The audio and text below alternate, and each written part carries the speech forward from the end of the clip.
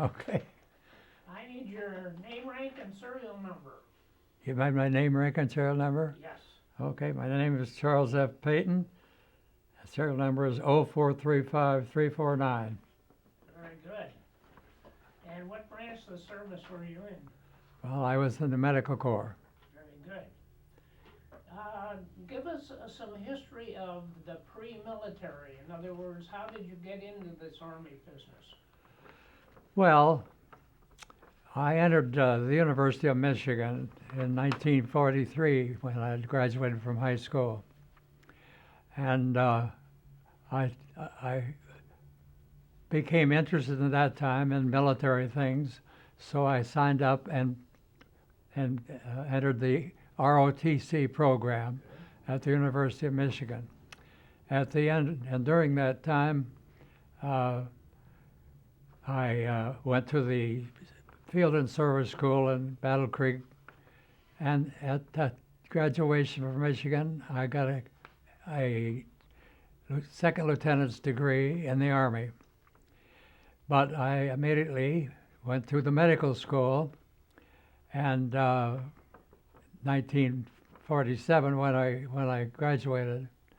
So in medical school, I continued to be interested in the military service, so I entered the medical ROTC, which was a 4-year course and a summer camp at Carlisle where they taught us how to be doctors in the Army.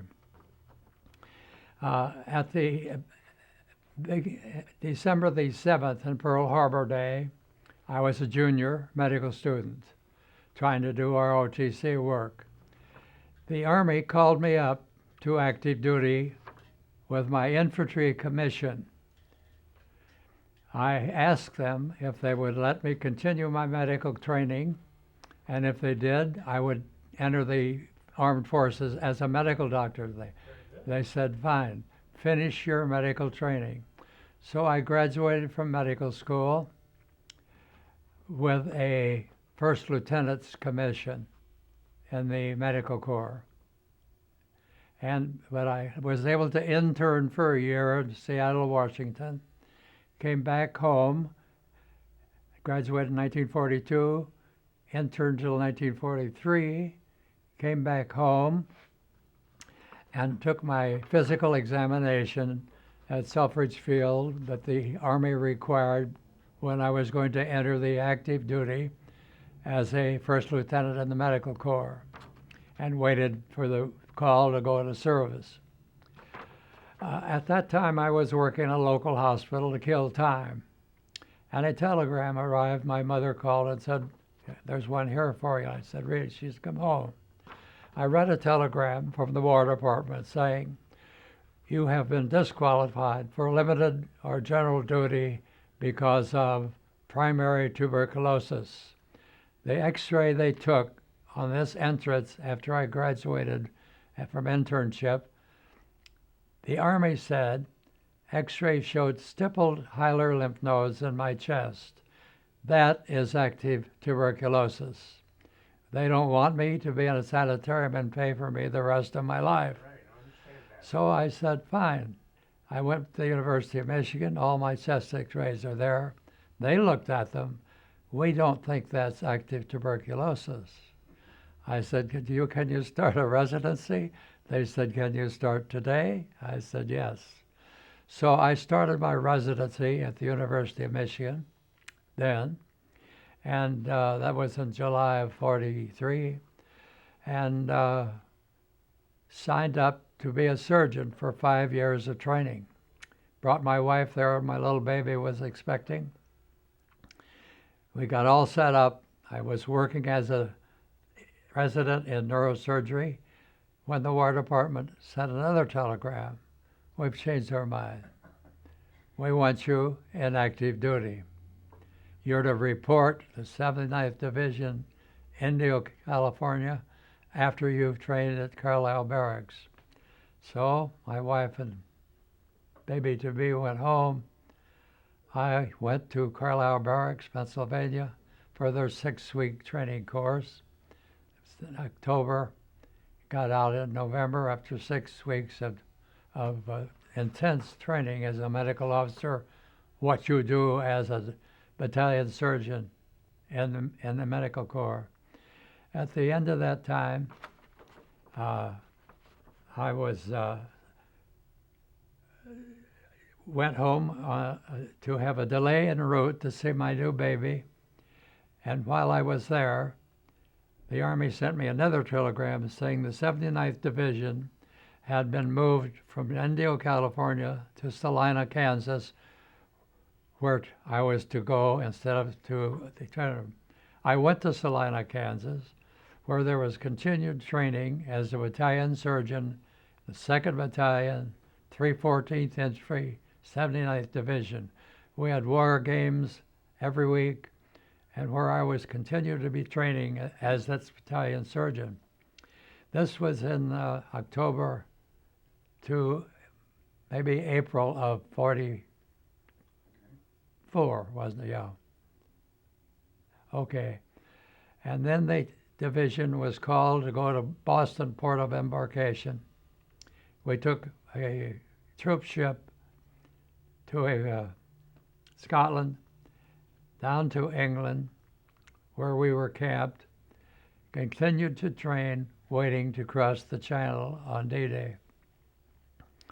So you had to be ready to go in a moment's notice. Everything you owned was right beside you.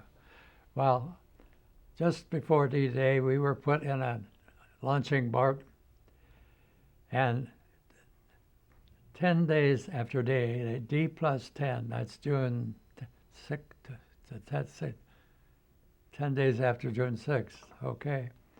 We were put in an LCI, that's a landing track infantry. Crossed the channel, they can't go ashore. They stopped down. We went down scramble nets to Higgins spokes, worked our way into shore, got off the shore, hurried as fast as we could up to the town of St. Mary Glace, which was the first French town we came to. At St. Mary Glace, we became to be active as a battalion surgeon in the infantry battalion. We began to get injuries and treatment. We were turned and told to go up the Cherbourg Peninsula with the 9th Division on our left, 8th Division on our right, and we were supposed to go right up the middle. At that point, the 70th, 60th Division was in the middle, but it was said they had so many self-inflicted wounds, they pulled them out of the shop and put the 79th in.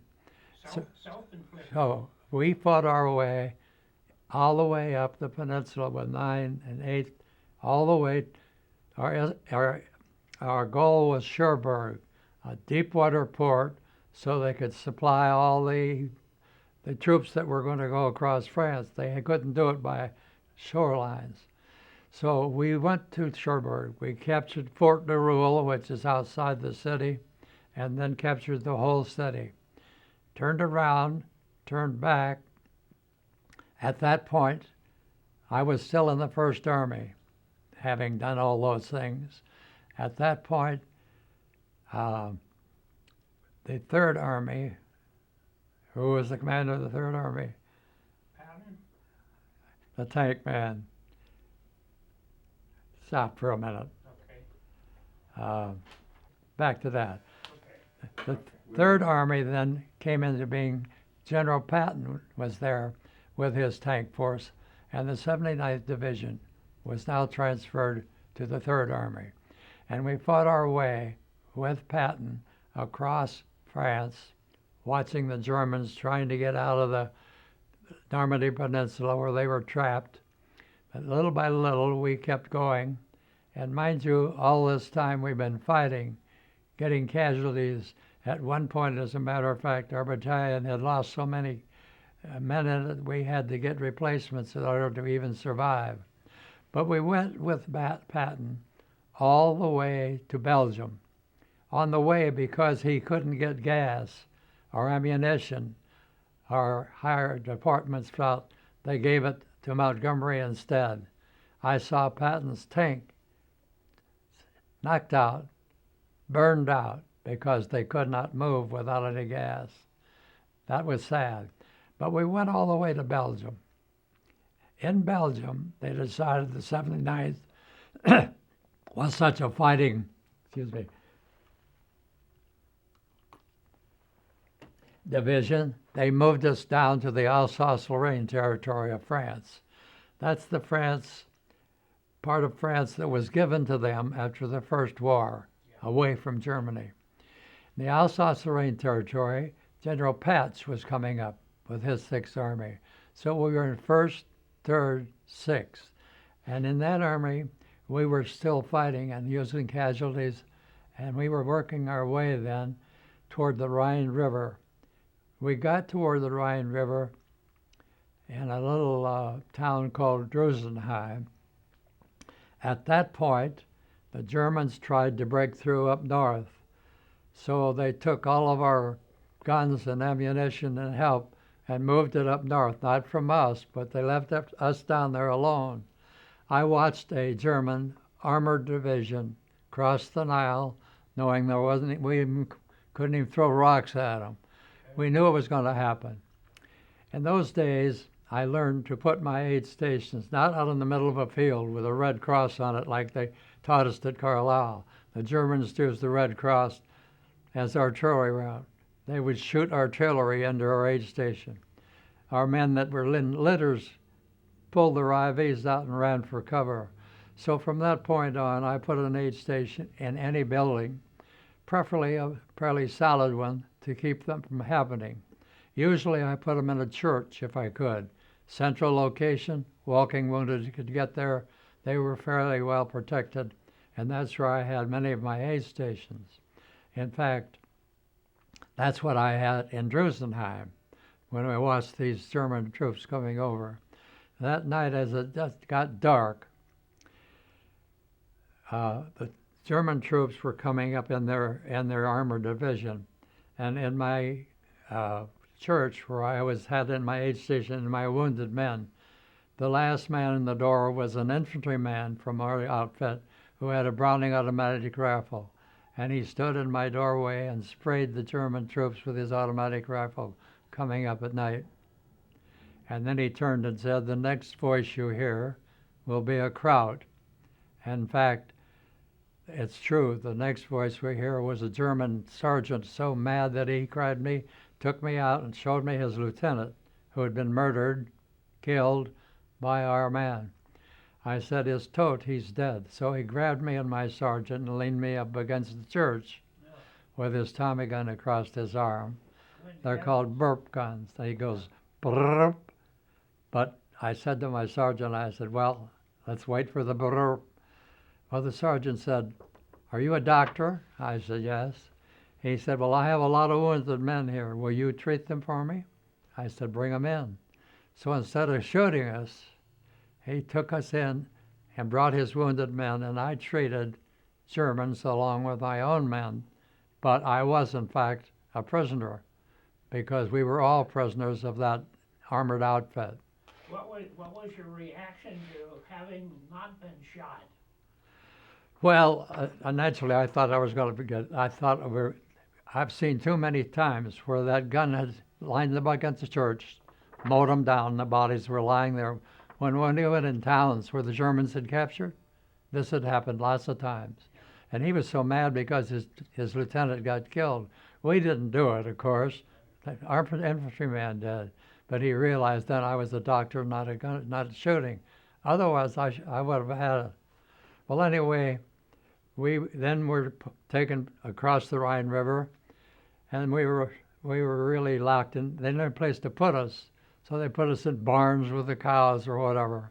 Little by little, we walked from one set prison camp to another. Baden-Baden, Germany, Ludwigsburg, Germany, ended up in a place called Hammelburg. And Hammelburg then was a prison camp. If you've ever seen the movie Stalag 17, the prison camp was a mirror image of what Stalag 17 was, or vice versa. It was a place for prisoners, bunk beds, pot-bellied stoves, whatever. And we were then in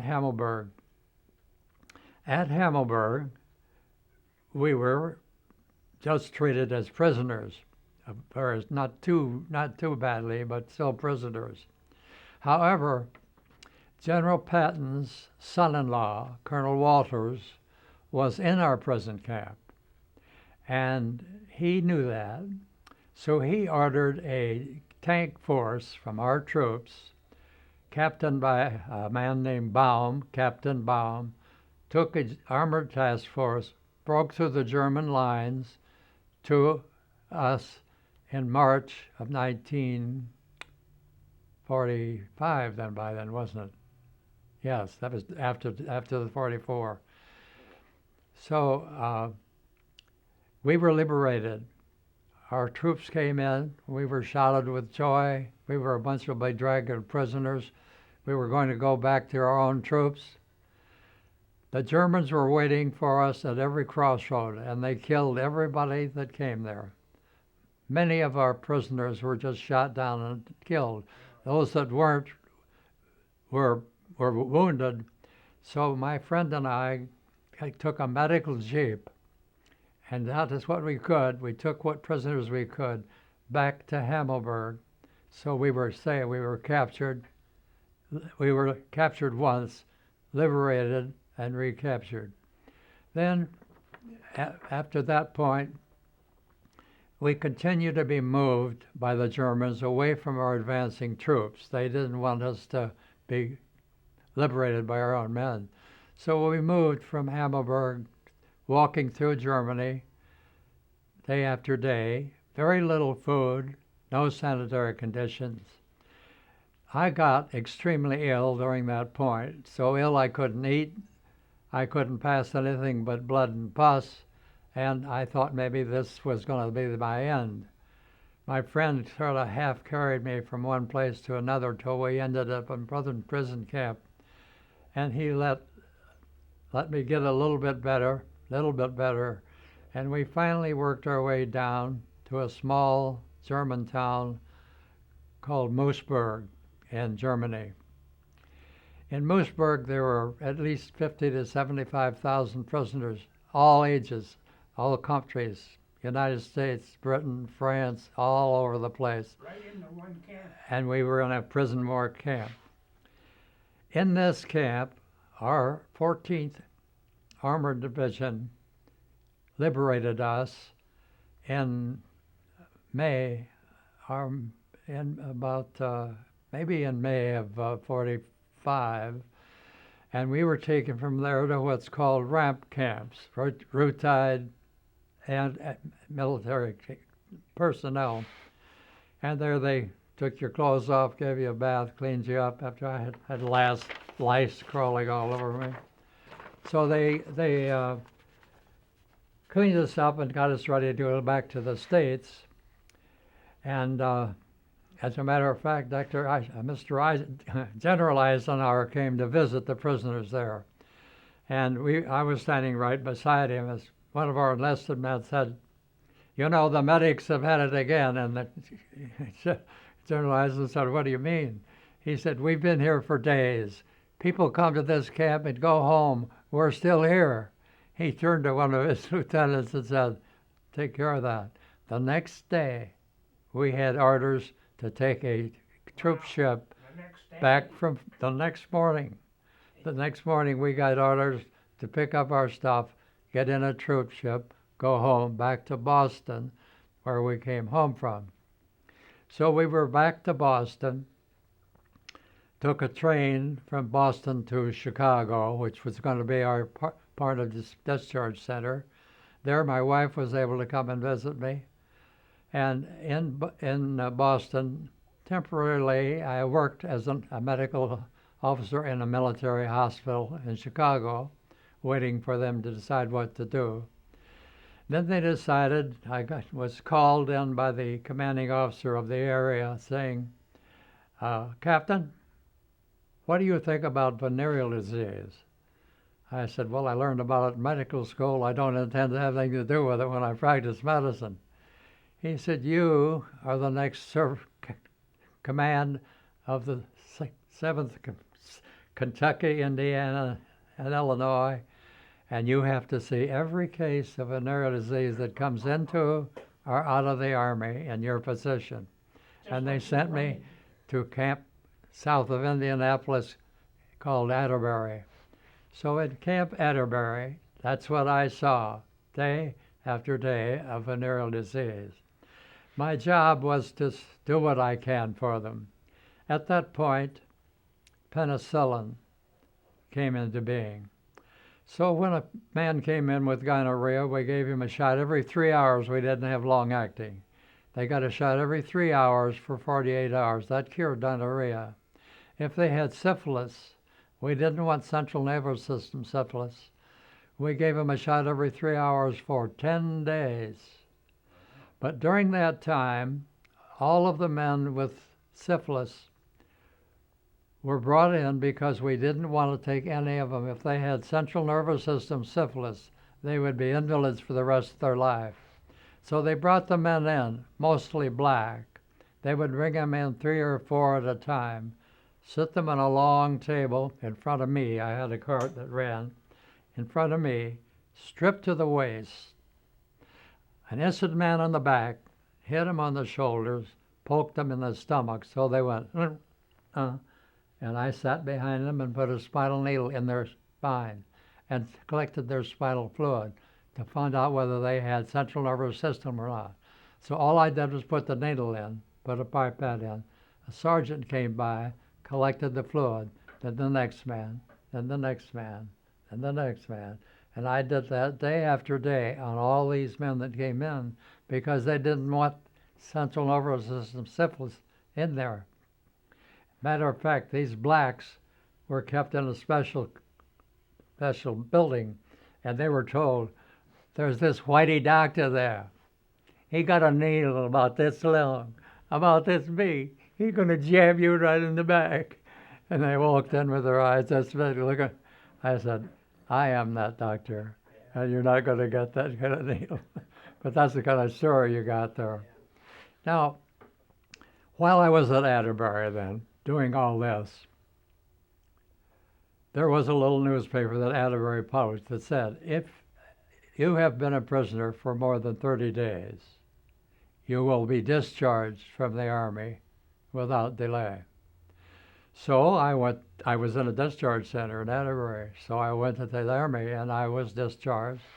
I got home in December of 45 then, and didn't know what to do with myself because I had missed all my training, but I decided to become a pediatrician. And I worked for a local pediatrician for about a month to see what happened, but I didn't know enough. So then I entered a residency at Children's Hospital in Detroit in pediatrics. And I spent 2 years there, first as a resident, then as a senior resident. Then I had the responsibility and pleasure of being chief resident for a 250-bed hospital. And it was a learning experience, of course. I had a marvelous teacher, and I learned a little about pediatrics. So at the end of that 2 years, I started my practice of pediatrics in Royal Oak, Michigan, which was near my hometown. Now I'd like to review a little bit about some of the things that happened during my war experiences that I had to pass over, giving you the overall picture. There were a number of incidences that should have ended me. The first one was the German soldier that captured us, that was going to shoot us, but didn't.